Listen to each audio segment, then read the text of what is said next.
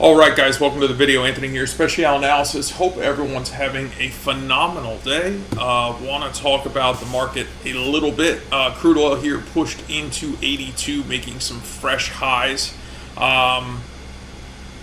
Just a little quick backstory. We had a storm blow through last night. We lost power. We're operating on the generator. We had cable when we went to bed. Woke up with no internet connection. So it was a bumpy morning to begin with. And, the market here, I wasn't terribly dialed in. I did come to it this afternoon, finished kind of, getting everything reset after the power was restored, the internet was restored, so on and so forth. And I want to kind of walk you through my thought process as I approach this trade. When I tell you I was in and out of it in just a few minutes, like that's literally how quick I was in and out of it. This was either I was right or I was wrong, very quick, very efficient. And I'll kind of give you the entire thought process. So like I mentioned, Crude did run a high here of just above 82. All right, 82.04 to be exact. That has been a target we've been looking at through a program I run called Big Energy Profits. That is a energy swing trading program. So this is kind of more intraday, what I do live with folks every day, but I do also run a swing trading program around energy. That's where I've honestly, guys, made the lion's share of my trading money. Okay, it's just the market that is near and dear to me. I come from Main Street, small business, gas station, auto repair shop.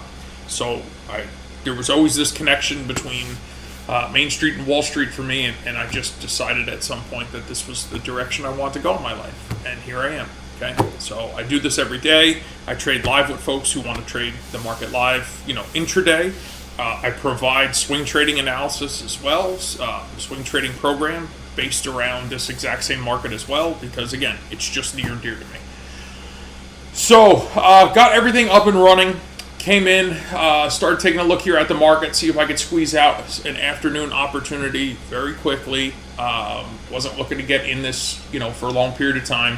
You can see we made our high here, 82.04. Like I said, that was a bigger picture kind of target here. I want you to notice we placed a lower high here at 11:30. We placed a double top as well. I can definitely say the 10:10 candle.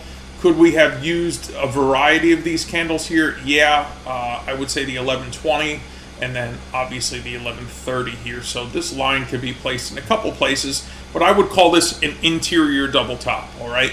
And the low of that interior double top is this candle here that printed at 10.25. So that's what we would consider or call the neckline traditionally. You could see here at 11:40, uniquely we printed a Hawkeye wide bar on high buying volume, but I want you to notice that the candle opened and closed lower than, even with increased buying volume. So this was a little concerning as well. But what I was mostly focused on was we broke the neckline, and I was looking at the retest of the neckline. And this candle specifically at 12.50 stood out to me. Why did it stand out to me? I'll include an image inside the blog post about this recap so that you can specifically see the footprint chart where there was a significant imbalance of trapped buyers here in the high of this candle. So when this candle printed at the neckline, I basically punched the sell market button and I took profits very quickly. I covered some of it right here at the VWAP, which, guys, was not far off. I mean, 54 down here to 45, right? Very quick, took profits, and then took a little bit more. And when this candle here exhibited trapped sellers, this is when I exited the trade, okay? So I took this heavily leveraged, right? Because I knew I was going to probably get in and out of it very quickly. I was fighting the session VWAP. Some of you can go, but why did you trade against the VWAP? Well, because there were trapped buyers here, okay? It was very apparent that they were trapped, and to me, it made just sense that what was my risk, right? I got short at 54. The high of this candle was 58. I was risking 5 ticks, right? So like what? It was very minimal, okay? Either I was right and I was going to make money very quickly, or I was wrong and I was going to lose money very quickly. Either way, I was looking for this to be a quickie at best, all right? So this literally lasted inside of 10 minutes. I saw sellers starting to get stuffed here, and I was like, well, it's time for me to get out. And that's exactly what I did. I exited my trade. Did I pay the mortgage? Well, I don't have a mortgage, but did I pay all my monthly bills in this trade? No. Right? Will I take my wife to dinner tonight? Will I have something left over after I pay taxes? Yes. Right? So like, to me, it was worth it. And I want, my goal for doing this, my goal for recapping these trades, my goal for showing you the breakdown, my goal for walking you through the thought process is to tell you that not every trade is a home run trade. Okay? If I sat here and told you that I made $13,000 a day, I would be lying to you. That's a lie, right? Like, that's a huge lie. Right? No trader wins every day, for one. Okay? For two, you have to be ready and willing when your trade plan makes sense. My morning was very disrupted. I was, content. The power was out. I read a book. I was, it's not that I had a bad morning, but I came to the market. I saw an opportunity. I acted upon it. If I was right, I was going to make money. If I was wrong, I was going to lose money. I was content with that decision. I've had a great week, right? If I gave back 4 or 5 ticks, like, I would not be upset about it at all. I've had a couple winning days. I had a break even or a scratch day. And again, I was taking a very small risk here. There was a bunch of liquidity resting here as well, so I was a little bit concerned about that, whether we were going to draw into it or it was going to act as support. As I shoot this video, you can see on the book map on the top screen there, we do have a little bit of resting liquidity at 81.40, below that 81.20, below that 81.10. Did it push into it? No. Is it possible that we still hold this level and can, push lower? It's possible. But we're also going to come up here on the close of this session here in about an hour. It's going to, get some volatility and whatnot. But either way, I did this, really for an educational perspective that I could share with you, and just walk you through. Hey, listen, sometimes if the market gives you a reason to trade that you're content with, that meets your trade plan, then you can still act upon it, right? Every trade is not going to be a massive trade, right? Like, if I was trying to get short here, right, in this candle here at 11:30, or trying to, short something that felt, unable to take this prior high, then maybe it would be something I'd be looking to hold on to. When I'm trying to enter a trade at or near the VWAPs, there's a better than not chance that the trade's probably not going to run too far, right? Volume weighted average price. Price is at its volume weighted average. Like, it's kind of gravitated to its center point. If you look at the chart slightly above, you can see on the volume profile here, like, we are literally sitting at the point of control. Okay, so that's something else to kind of keep in mind, right? But there were, in fact, trap buyers here, a multiple of the net delta inside this candle. And again, I will image that in the blog post if you'd like to see it. And that's what led me to believe there was at least a short-term opportunity here. Again, I was getting short at 54, noting that the session VWAP here was going to probably take me 7 or 8 ticks below. And then I got out of the balance here when I started to see sellers get trapped here. Now notice, price pulled back into this level, and for the moment, it's holding, right? So it's, to me, identifying that was a key, area to say, all right, perhaps I don't want to trade against this, right? I don't want to trade against this. So, when you see something like that, especially when your anticipations for your trade is very short term, that you're just looking for a quick pullback, you want to be well aware. You don't want to be one-sided and be like, well, I believe the market's going to go short for the next 2 hours, right? Because that's only going to put you in a position where you're going to be disappointed, right? I traded what was there, not what I wanted to believe was there. I just saw it, acted upon it, exited my trade, very content. It happened inside of 10 minutes, and I was done. And guys, sometimes that's all it has to be, right? Now, I want you to be aware of something.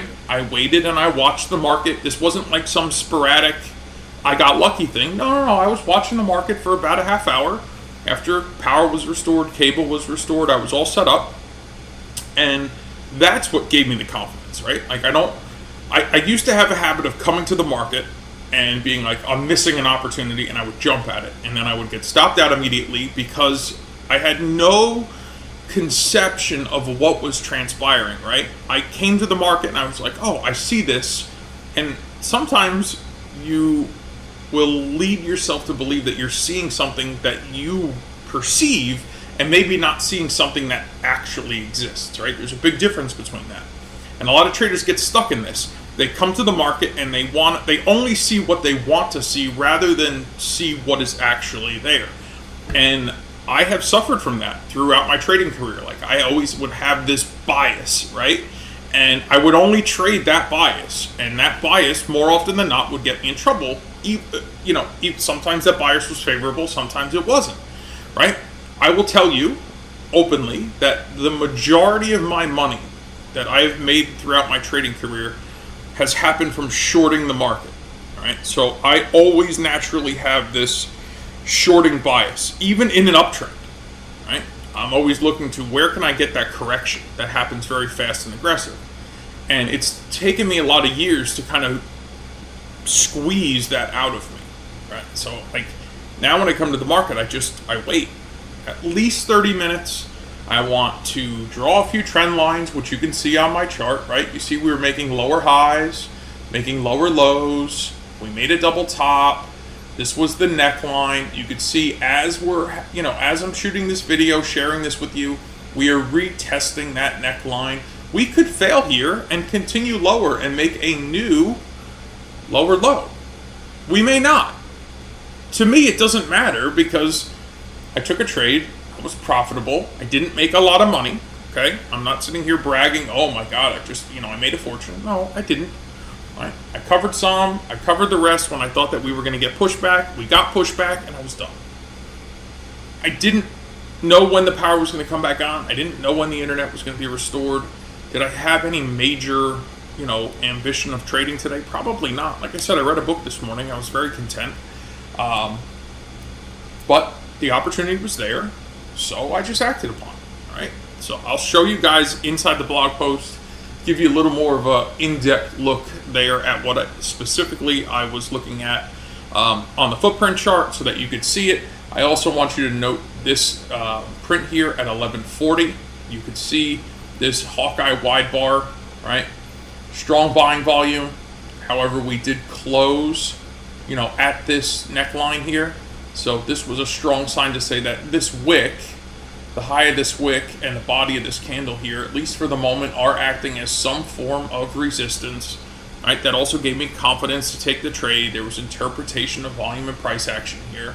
But the lower highs, the lower lows, the fact that we had a double top, the fact that we had a neckline, the fact that we had trap buyers above that neckline on this retest was really what triggered it. Being inside this Hawkeye wide bar, an area that I believe to be resistance until proven otherwise, also meaningful.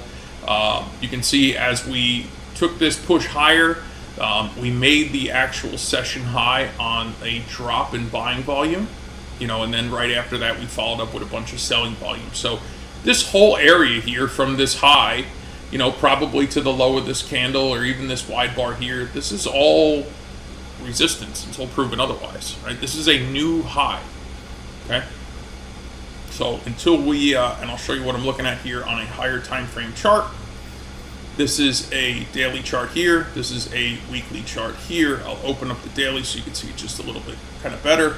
We, and by new high, I mean new recent high. This is not a new high for, long period of time, but we're stuck right here. Right, we're just kind of stuck, and if we can push a little bit further, 82.40 is probably not out of the question, but for the moment we're stuck between two key levels here, right? And it's 80.80 higher time frame and 82.42. So we're just kind of stuck here until proven otherwise. Perhaps it happens sooner rather than later. Perhaps it doesn't. I don't know. Irrelevant. It doesn't change the way I approached, what I did this morning, where I took my trade, how I handled it, how I managed it. Very simply put, it did what I needed it to do, and I was done. So, hope you guys enjoyed this video. Hope you learned something. If you did, be sure to leave a like. If you have any questions, feel free to leave a comment below. I will also place my email below if you would like to access that. If you'd like to trade live with me, I'll leave a link there as well. And if I can help you in any way, please don't hesitate to reach out. God bless. Thank you for being here, and I will see you in the next video.